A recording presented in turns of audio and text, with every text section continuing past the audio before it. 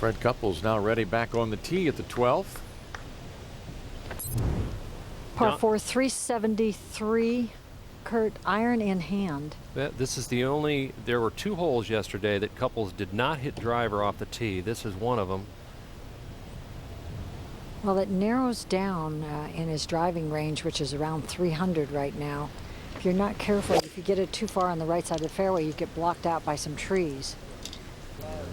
This is a smart play. I mean, you just lay it back where you can loft it up and over those trees. Good shape with the front left hole location down the right side of the fairway. And Freddie Couples will be first to play. And as I talked about those trees that are short of the green, the trajectory of his ball, he only has 131 yards left, just a pitching wedge playing downwind. So the trajectory will get over those trees. But if he was to hit driver down here, it would be a little tight.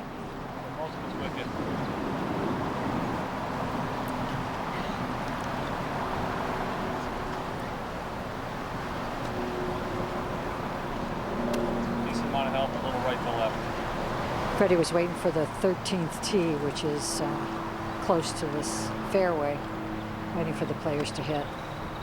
Now he's ready. Pitching wedge, and we talked about front left hole location.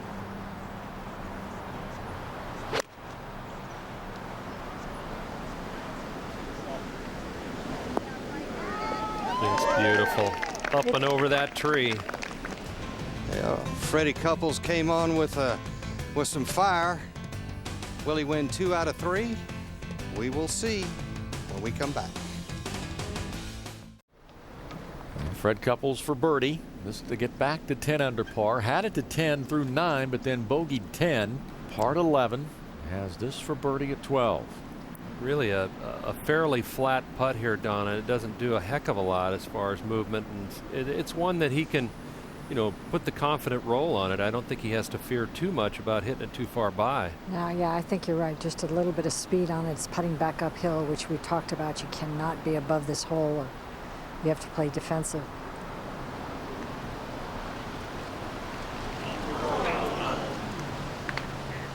So Freddie will stay at 9 under. Leading by 1. Fred Couples on the tee.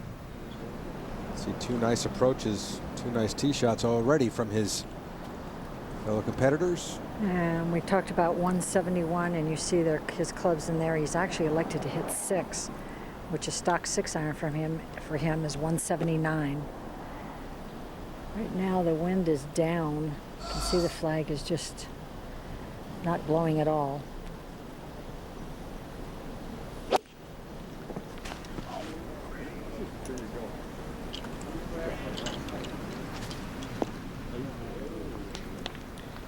So he's going to have a lengthy birdie attempt.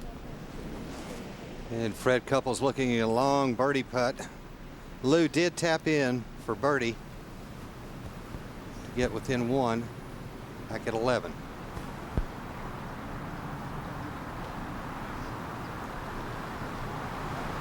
You're talking about this long birdie putt uphill. Was not happy with that 6-iron that he hit in there, obviously. But when we've seen him trying to move the ball left to right, he hasn't been able to. He's almost double-crossed. Better slow down a little bit. Okay. We talked a little bit about this yesterday, John. He usually, for years, played the ball left to right, and he's moved it to right to left to take off strain on his lower back. Now to the 14th. Fred Couples on the tee. And John, dogleg to the right. There's 2 large palm trees that corner this dogleg to the right. Right now the wind is strong from the left. Ideally, he'd like to set it up left center and just let the wind just move it to the right. The players cannot see their ball when it lands on the fairway. So they're sort of at the mercy of the bounce. Well, he used to be right in his wheelhouse hitting that cut, but now that he draws it, I wonder if he's a bit confused here. Yeah, exactly. That's what I just said on the last hole. That one's going left also. He's going to need to get a lie over there, and he does.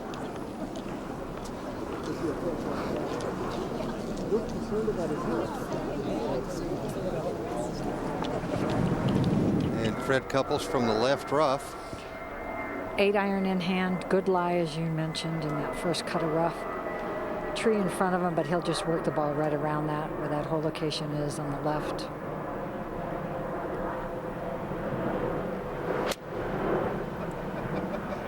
Softly. Softly. Ready.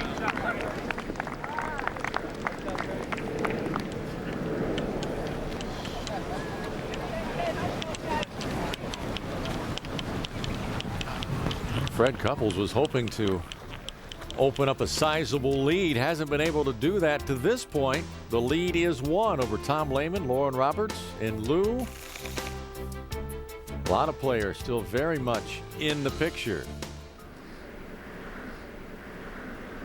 Fred Couples looking over this birdie putt. And again, Johnny put himself in a position putting back up the hill. And watching Wayne's ball rolling up there really gave him a very good teach. I like his attitude yesterday, talking about how well he's putting. His lag putting was terrific from long range.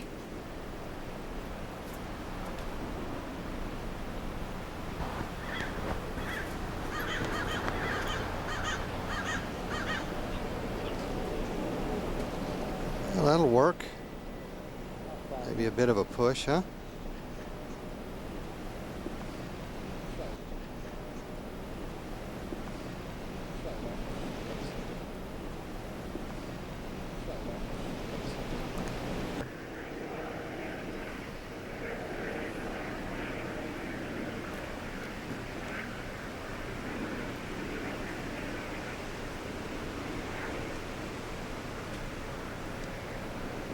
Just like that. Stays tied for the lead, or excuse me, is the leader. And now Fred Couples on the tee here at 15.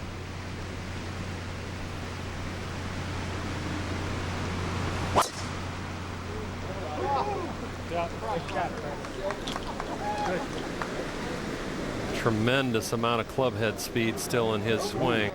Back to Freddie at 15. We saw him miss the fairway. It looked like it settled down into a clump of grass. Does he have a chance to go for this in 2? Oh yeah, absolutely. And it actually is not a bad lie. He's gripping down on a 3-wood. Ball above his feet. See him setting up his body to the left.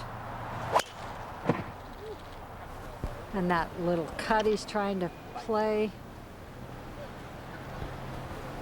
And just short of that left front bunker. That's actually in good shape. He's going to have a little bit. He's in that first cut of rough, so he's going to have a cushion under the ball. That is a very straightforward pitch.